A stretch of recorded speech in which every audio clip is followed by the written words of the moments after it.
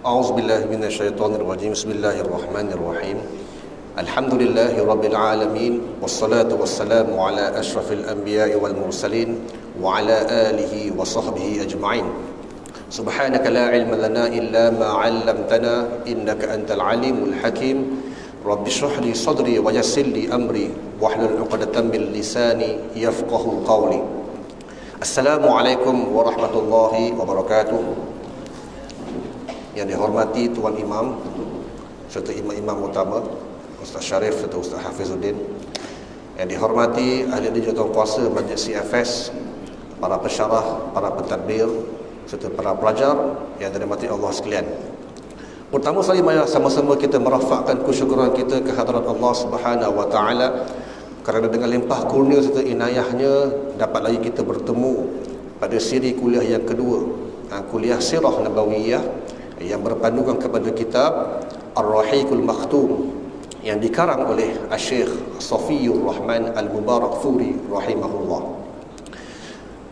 Dan pada beberapa minggu lepas kita telah membincangkan berkenaan dengan definisi serta maksud bagi terminologi Sirah Nabawiyah, dan kemudian juga kita telah membincangkan berkenaan dengan objektif-objektif bagi pengajian sirah, yang mana di antara objektif pengajian sirah ialah untuk mengambil ibrah ataupun pengajaran daripada kisah-kisah umat-umat yang terdahulu. Dan kemudiannya antara objektif pengajian sirah juga merupakan untuk mengambil ibrah ataupun pengajaran daripada kisah-kisah para anbiya, nabi-nabi ataupun rasul-rasul yang terdahulu yang pernah diutus oleh Allah Subhanahu wa taala, yang disebut oleh Allah Subhanahu wa taala di dalam kitabullah Al-Quranul Karim. Dan kemudiannya saya telah berkongsi sedikit berkenaan dengan info ringkas berkenaan dengan pengarang kitab ini, yakni Syekh Safiyur Rahman Al-Mubarakfuri. Dan kemudiannya saya telah menjelaskan rahsia di sebalik nama kitab ini, yakni Rahiq Makhtum, yang mana ia disebut oleh Allah Subhanahu wa taala di dalam surah Al-Mutaffifin, yusqawna min rahiqin makhtum, dan mereka diberi minuman daripada rahiq makhtum, yang mana para ulama tafsir telah membicarakan dan membahaskan maksud rahiq dan juga makhtum ini, yang mana ianya berujuk kepada sejenis arak yang suci, yang tidak ada campuran padanya, serta yang tidak pernah disentuh oleh mana-mana tangan manusia. Ini merujuk kepada arak yang wujud dekat dalam syurga. Dan kemudiannya kita juga telah membincangkan berkenaan dengan topik utama, yakni mauqi'ul Arab wa aqwamaha, yakni kedudukan Arab dan juga suku-suku kaum Arab. Yang mananya saya disebutkan bahawasanya perkataan al-Arab dan ianya sinonim dengan perkataan as-Sahara. Yakni as-Sahara ini bermaksud gurun ataupun padang pasir. Gurun ataupun padang pasir yang tandus, yang tiada air padanya, yang tiada tumbuh-tumbuhan tumbuh di tempat tersebut. Maka bila sebut pasal al-Arab, ianya sinonim dengan as-Sahara. Kita akan terbayang as-Sahara. Bila kita sebut pasal as-Sahara, kita akan terbayang pula bangsa ataupun kabilah yang berdiami di tempat tersebut, yakni al-Arab. Itu adalah perkataan yang sinonim antara al-Arab dan juga as-Sahara. Dan kemudiannya kita telah membincangkan berkenaan dengan aqwamul Arab, yakni suku-suku kaum Arab, yang mana terdapat 3 suku kaum Arab yang utama dekat atas dunia ni. Yang pertama ialah al-Arab al-Ba'idah, Arab suku kaum Arab yang telah pupus, ditelan di zaman. Sebagai contoh kaum Ad dan juga kaum Thamud.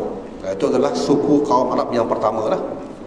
Dan kita juga telah membincangkan berkaitan dengan yang kedua ialah al-Arab al-Aribah, yakni suku kaum Arab yang berketurunan Ya'rub bin Yashjub al-Qahtaniyah, ataupun lebih dikenali dengan nama al-Arab al-Qahtan. Dan yang ketiga yang kita nak pergi dengan lebih detail ialah al-Arab al-Musta'rabah, yakni adalah suku kaum Arab yang berketurunan daripada susur galur keturunan Nabi Allah Ismail alaihi salam.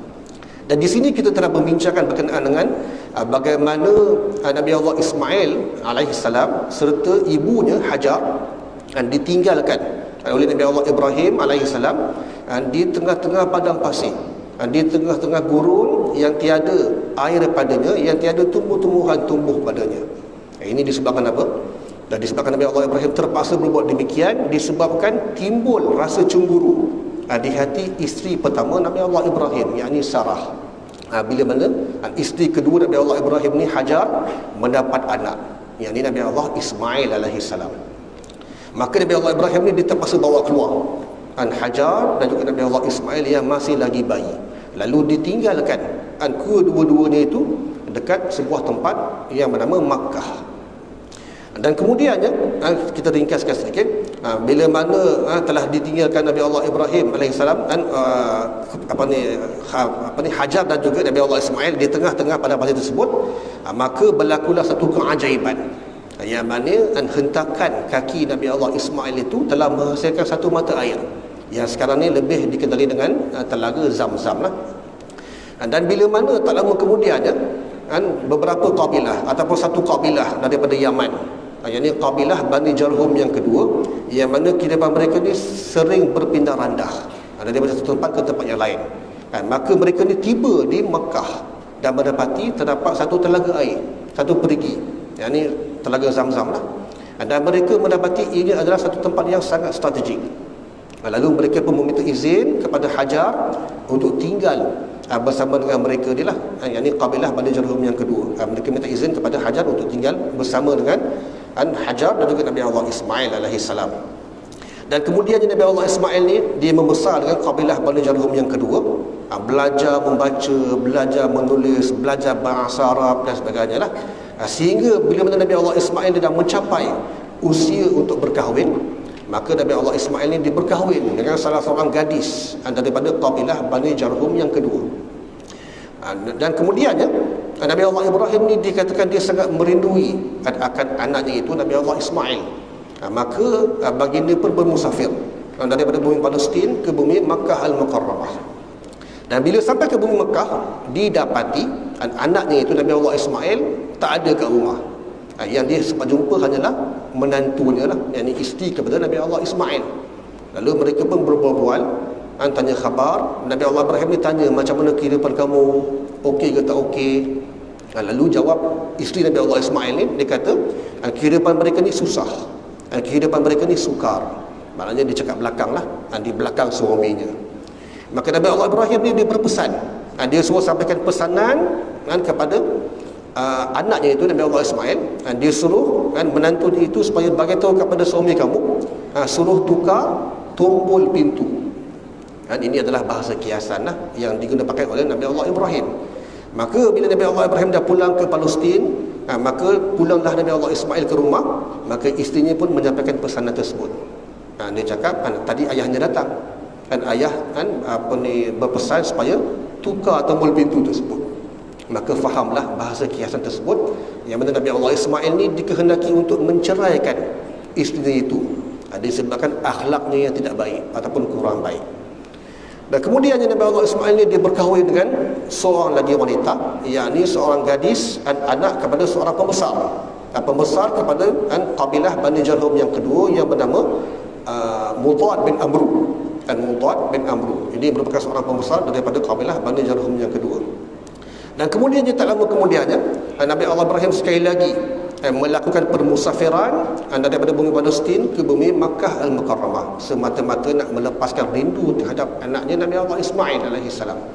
Maka bila sampai ke bumi Makkah, takdir Allah sekali lagi, Nabi Allah Ismail tak ada dekat rumah. Zaman dulu tak ada WhatsApp, Nabi Allah Ibrahim tak boleh nak hantar WhatsApp ke anaknya lah, yang nak datang ni tak boleh, tak ada lagi telah hal tersebut. Maka Nabi Allah Ibrahim ni main datang saja dengan harapan anaknya ada kat rumah.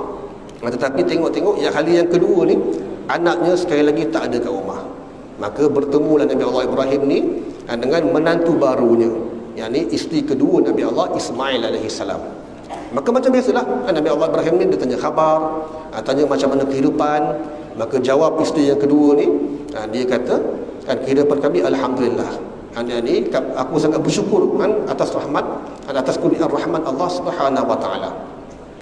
Kemudian Nabi Allah Ibrahim pun minta diri untuk pergi dan berpesan supaya disampaikan pesanan kepada Nabi Allah Ismail supaya diperkemaskan akan pintu rumah tersebut. Maka bila Nabi Allah Ibrahim dah pulang, maka pulanglah pula Nabi Allah Ismail, maka disampaikan pesanan daripada ayahandanya supaya diperkemaskan pintu rumah tersebut. Maka fahamlah Nabi Allah Ismail ni yang bahawasanya ayahnya ni berpuas hati dengan isteri baru Nabi Allah Ismail alaihi salam. Cumanya perlu diperkemaskan akan akhlaknya. Itu adalah kali yang kedua dah. Dan kali yang ketiga Nabi Allah Ibrahim datang sekali lagi ke bumi Mekah. Kali ini memang benar-benar bertuah, laki lah.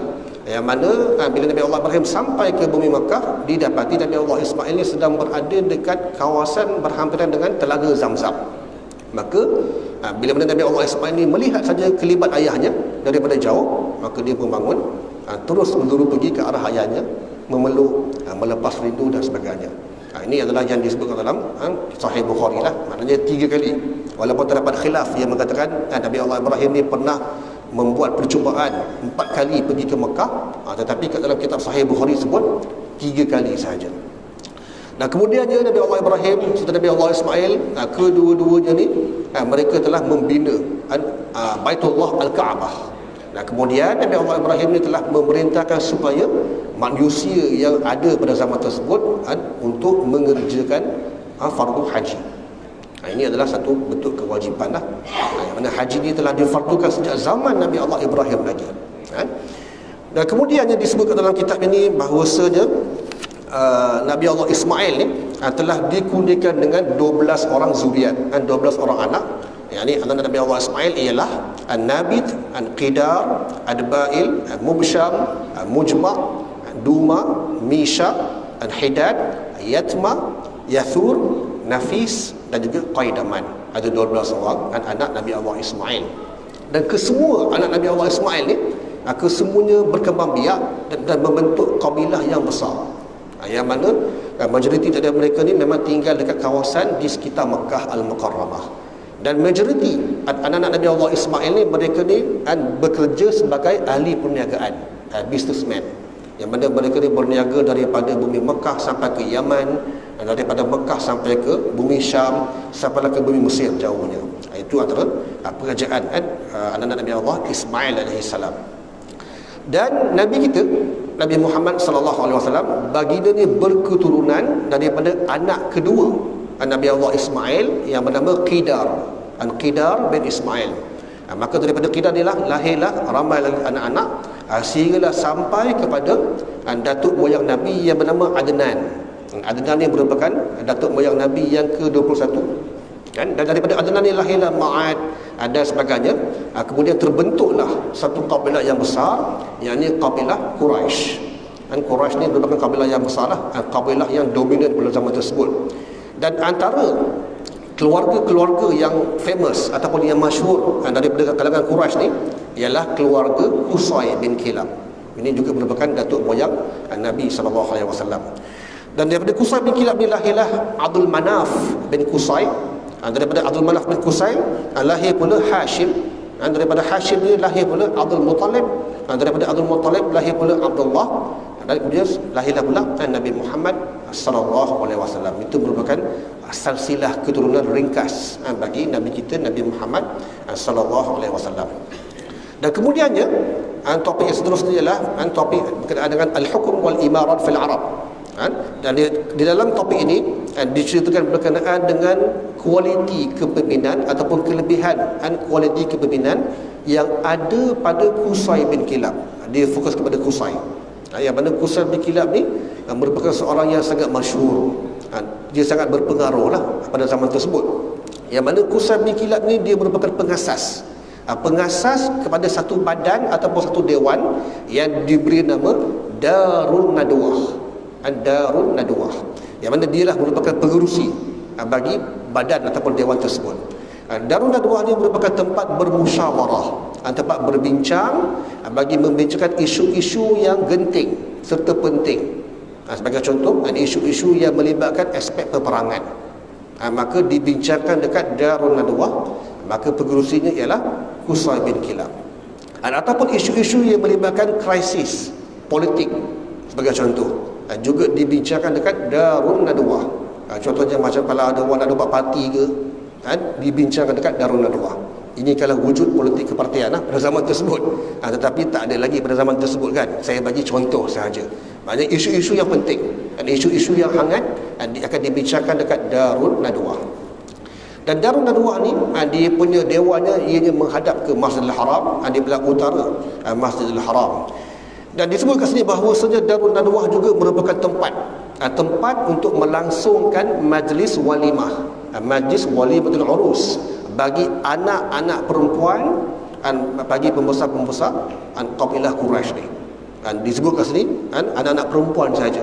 Dia tak sebut banin, tetapi disebut banatihim, anak-anak perempuan mereka lah, anak-anak perempuan bagi pembesar-pembesar kafir Quraisy. Maknanya ia adalah untuk dewan khas untuk VVIP. Kalau macam rakyat biasa nak sewa tak boleh. Itu adalah peranan Darun Nadwah. Dan kemudiannya disebut dalam kitab ini juga bahawasanya Qusay bin Kilab ni merupakan peneraju bagi setiap peperangan yang berlaku pada zaman tersebut, yang mana setiap panji-panji peperangan akan diserahkan kepada panglima-panglima perang yang dilantik di hadapan Dewan Darun Nadwah. Ianya dilakukan oleh Qusay bin Kilab. Ini antara yang kedua lah peranan bagi Qusay bin Kilab. Dan yang ketiga, Qusay bin Kilab juga dia ni diberikan amanah untuk memegang anak kunci Kaabah. Yang mana dalam konteks pembersihan Kaabah, pemeliharaan Kaabah, maka dia bertanggungjawab. Maka dia juga yang buat jadual pembersihan. Minggu ni kabilah ni bersihkan, minggu depan kabilah lain pula yang bersihkan. Ini antara peranan Qusay bin Kilab. Dan yang keempat, Qusay bin Kilab juga dia bertanggungjawab memerintahkan supaya kabilah Quraisy menyediakan air minuman, yakni air Zam-Zam buat jemaah-jemaah haji yang datang ke bumi Makkah Al-Mukarramah. Itu yang keempat. Dan yang kelima, peranan Qusay bin Kilab ni dia juga bertanggungjawab memerintahkan supaya apa?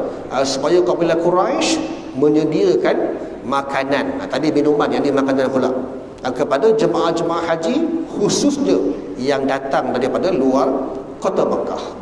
Ini antara aspek hospitality ataupun kebajikan yang dilakukan oleh datuk moyang Nabi yang bernama Qusay bin Kilab.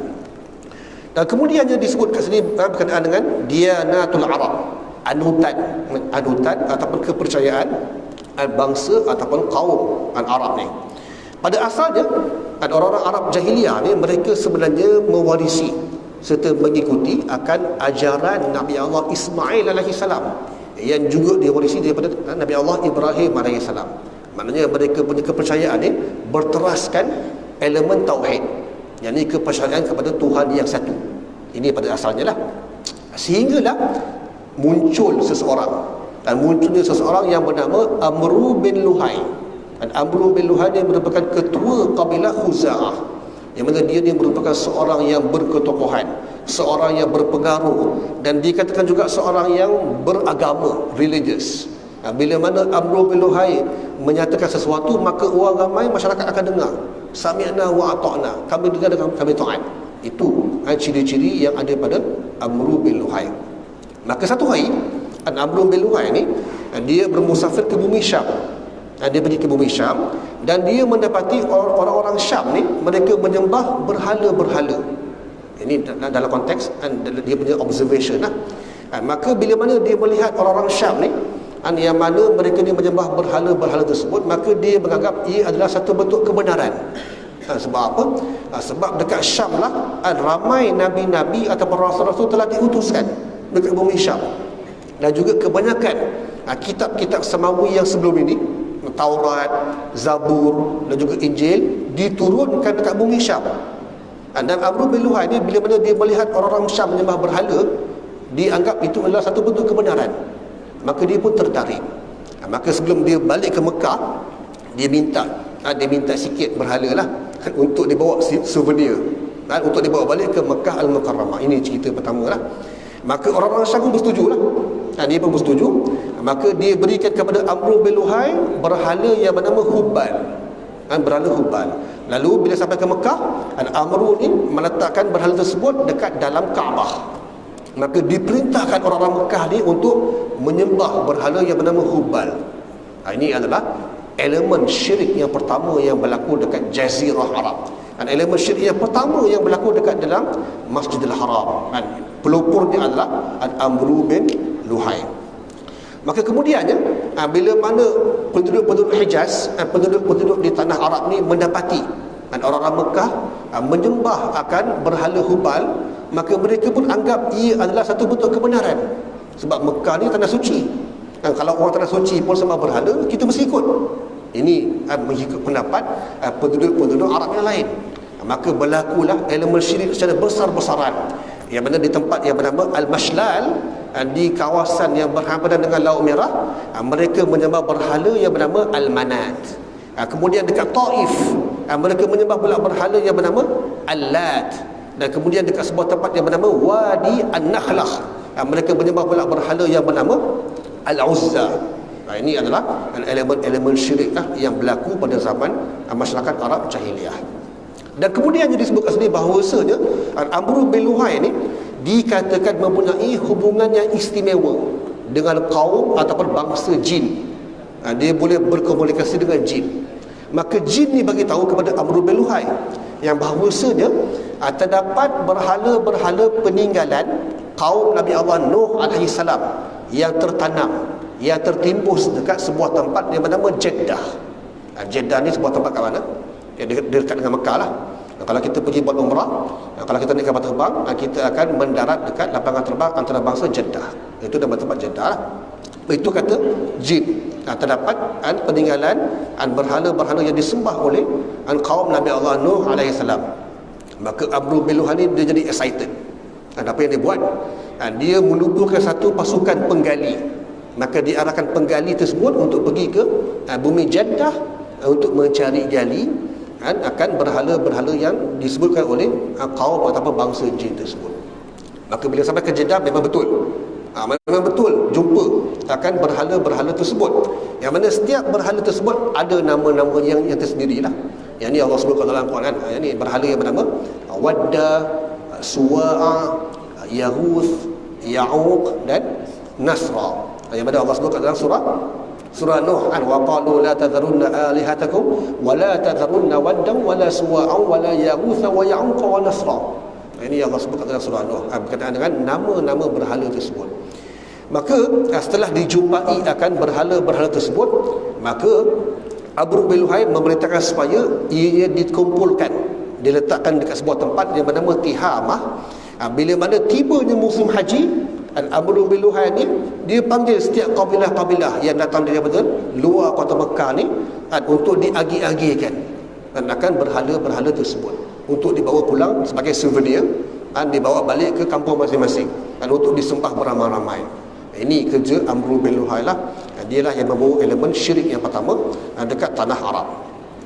Nah kemudiannya disebutkan dalam kitab ini juga bahawasanya pada zaman tersebut dikatakan penuh berhala-berhala sehingga dikatakan berjumlah sebanyak 360 jenis berhala yang diletakkan dekat Masjidil Haram dan khususnya dekat Baitullah Al-Kaabah.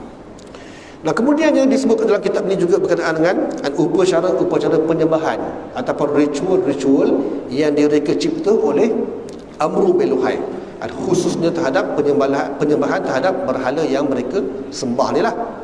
Antaranya ialah yang pertama ialah mereka ni akan menyembah berhala tersebut dengan penuh dedikasi, yang mana mereka ni akan memohon ketika mana ditimpa bala bencana, malapetaka. Mereka juga akan menyeru nama berhala-berhala tersebut ketika mana mereka meminta bantuan ataupun pertolongan, dan mereka juga akan menyeru akan nama berhala-berhala tersebut ketika mana mereka meminta ataupun memohon sesuatu hajat, yang mana mereka percaya semuanya ni akan sampai kepada Allah Subhanahu Wa Taala. Maknanya mereka ni menjadikan berhala yang mereka sembah ni sebagai satu bentuk perantaraan antara diri mereka dengan Allah Subhanahu Wa Taala. Waliyahzubillah. Ini yang berlaku pada zaman tersebut lah. Pada hari ini umpamanya macam agama Kristian lah. Yang mana agama Kristian, bila mana seseorang tu dah buat dosa, maka dia akan minta padri, priest ataupun father untuk ampunkan dosa bagi pihak dia. Ini adalah contoh dalam konteks menggunakan perantaraan. Dalam Islam kita meminta ampun directly kepada Allah Subhanahu Wa Taala tanpa sebarang bentuk perantaraan. Maka itulah yang berlaku dalam agama Kristian, juga pernah berlaku ketika zaman masyarakat Arab Jahiliyah. Dan yang keduanya mereka juga menggunakan haji dengan bertawaf pusing keliling Kaabah, yang mana mereka mengetahui dan mereka sedar bahawasanya Kaabah itu memang dipenuhi akan berhala-berhala yang mereka sembah. Ini juga merupakan satu elemen syirik kepada Allah Subhanahu wa taala. Dan mereka juga mempersembahkan sembelihan-sembelihan haiwan ternakan dan juga korban khusus untuk berhala-berhala yang mereka sembah. Maka sebab itulah Allah sebut dalam Al-Quran, tidak boleh untuk kita memakan daging haiwan sembelihan yang mana tak disebut akan nama Allah Subhanahu wa taala. Yang mana Allah berfirman, wala ta'kulu mimma lam yuzkar ismullahi alaihi wa innahu lafisq wa inna asyayatin la yuhuna ila awliyaihim liyujadilukum wa in ata'tumuhum innakum lamusyrikun. Terdapat larangan di dalam konteks memakan daging haiwan ternakan yang disembelih tanpa menyebut nama Allah Subhanahu wa taala. Dan yang keempat, masyarakat Arab jahiliah juga mereka mengkhususkan sebahagian daripada tanaman ataupun ternakan yang mereka perolehi ini, sebahagiannya Allah dan sebahagian lagi untuk berhala-berhala yang mereka sembah. Ini yang Allah sebutkan dalam Quran juga, wa ja'alu lillahi mimma dhara'a min al-harth wal an'ami nasiba faqalu hadza lillahi bi za'mihim wa hadza li syurakaina. Mereka kata bahawa ini adalah untuk Allah dan ini adalah untuk berhala-berhala yang mereka sembah. Mereka bahagikan, mereka sekutukan Allah di dalam konteks korban, yang mana terdapat ternakan ataupun terdapat tanam-tanaman yang khusus untuk Allah dan juga terdapat juga untuk berhala-berhala yang mereka sembah. Wal'iyazbillah. Dan yang kelima ialah mereka juga melakukan persembahan terhadap berhala-berhala mereka, yang mana mereka menazarkan tanam-tanaman mereka ataupun ternakan-ternakan yang mereka perolehi ini, yang mana untuk berhala-berhala yang mereka sembah. Ini Allah sebut dalam Quran juga, wa qalu hadhihi an'amu wa harfun hijrun la yat'amuha illa man nasha'u bi za'mihim wa an'amun hurrimat zuhuruha wa an'amun la yadhkuruna ismallahi 'alaiha iftira'an 'alaihi sayajzihim bima kanu yaftarun. Yang mana dalam konteks ternakan ataupun tanaman yang dinazarkan ni, dia ada 4 jenis. Yang pertama ialah al-bahirah. Al-bahirah ni merupakan jenis ternakan yang mana ianya dilarang untuk membuat sebarang jenis pekerjaan. Contohnya macam mereka ada unta, mereka ada kambing biri-biri, mereka ada keldai ke, maka haiwan tersebut dilarang untuk membuat sebarang jenis pekerjaan. Tak boleh membajak, tak boleh angkat barang-barang dan sebagainya, dilarang sebab ia adalah untuk berhala sahaja. Dan ia juga tidak boleh ditunggangi, macam kuda ke, unta ke, keldai ke, maka haiwan tersebut, haiwan yang dalam kategori al-bahirah, tak boleh kita tunggang. Dan juga tidak boleh diminum akan susunya. Kalau ianya merupakan haiwan yang berjantina, betina, maka kalau dia menghasilkan susu, maka tak boleh kita nikmati susu tersebut sebab ia khusus untuk berhala-berhala yang mereka sembah. Dan juga tidak boleh diambil juga bulu ataupun kulitnya. Macam kambing biri-biri yang boleh dibuat, yang mana bulunya boleh dibuat baju, tak boleh ambil. Ataupun kulit unta, bulu unta pun sama juga tak boleh ambil. Tak boleh cukur untuk dibuat, tak boleh cukur ataupun tak boleh nak potong untuk dibuat baju lah, sebab ia adalah khusus untuk berhala. Maka sebagai tanda nak menandakan yang bahawasanya haiwan ini merupakan kategori al-bahirah, mereka akan potong sedikit kat bahagian telinga ni lah, sebelah saja. Itu menandakan ini adalah jenis kategori al-bahirah. Seolah-olah macam mereka tidak memanfaatkan haiwan ternakan yang Allah cipta untuk manusia, tetapi mereka mengharamkan diri mereka ni daripada memanfaatkan haiwan ternakan tersebut. Semata-mata untuk apa? Untuk sebahagian daripada nazar terhadap berhala-berhala yang mereka sembah. Maka ini juga merupakan syirik kepada Allah Subhanahu wa taala. Ini adalah jenis yang pertama. Jenis yang kedua ialah jenis yang bernama as-saibah.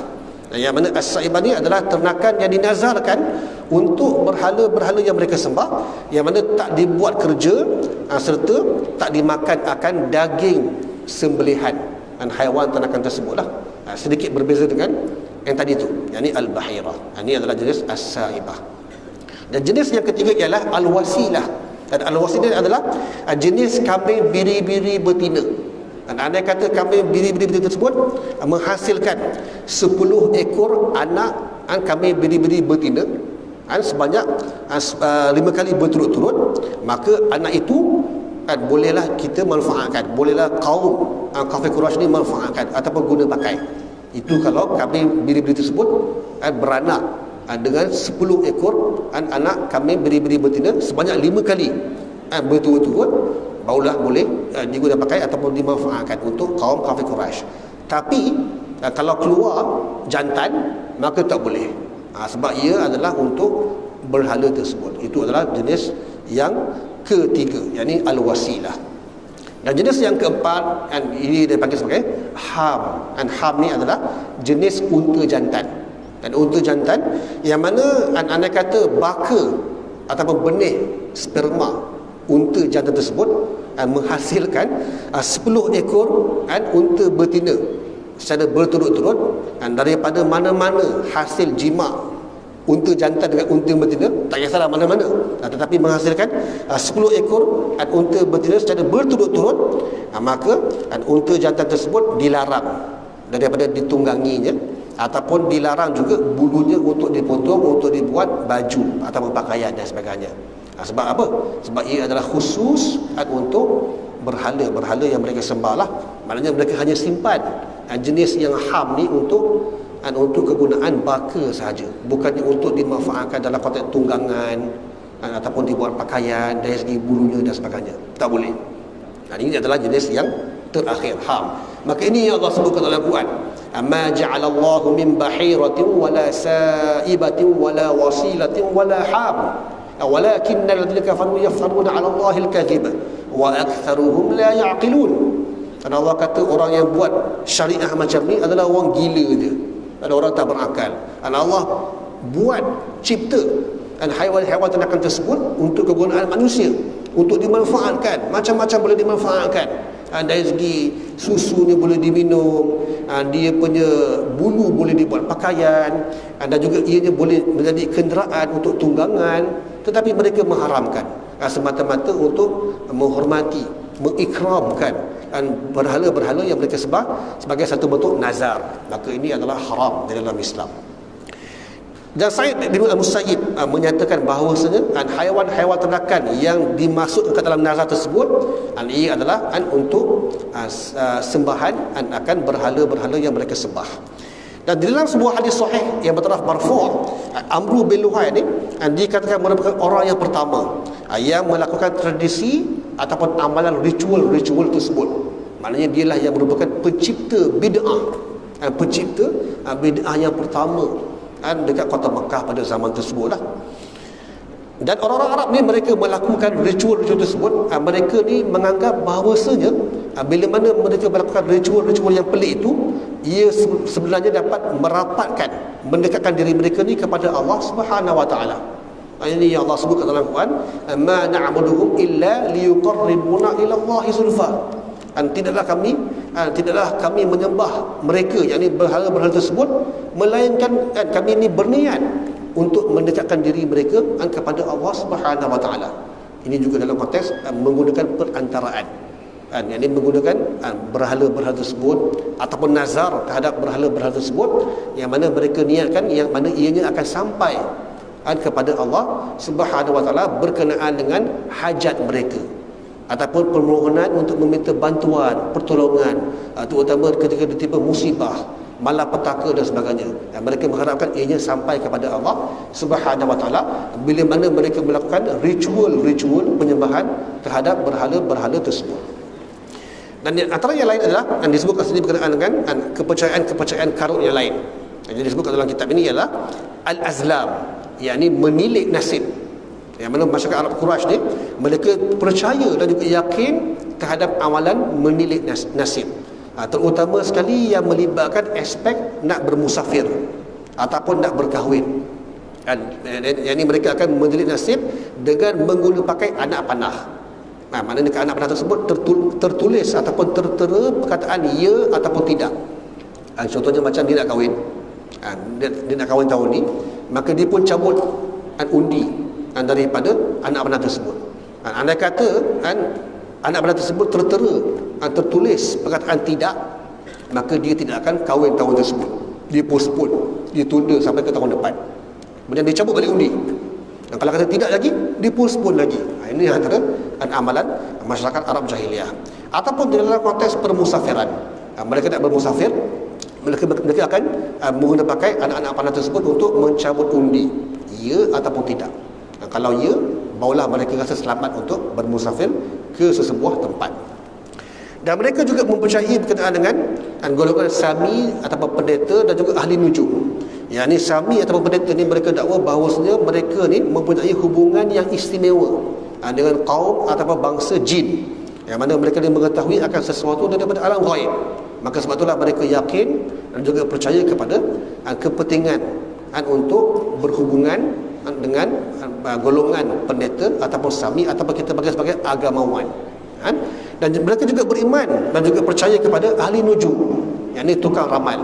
Terutama sekali bila mana ahli nujum tersebut mampu meramal akan sesuatu perkara dengan melihat pergerakan bintang-bintang ataupun cakrawala dekat atas langit. Itu adalah yang kedua lah. Dan yang ketiga, mereka juga percaya akan sesuatu yang baik ataupun yang buruk dengan melihat pergerakan binatang-binatang ataupun haiwan-haiwan. Sebagai contoh, burung. Kalau macam mereka nak bermusafir ni, orang-orang kafir Quraisy, mereka akan baling batu ke arah burung yang sedang bertenggek dekat atas pokok.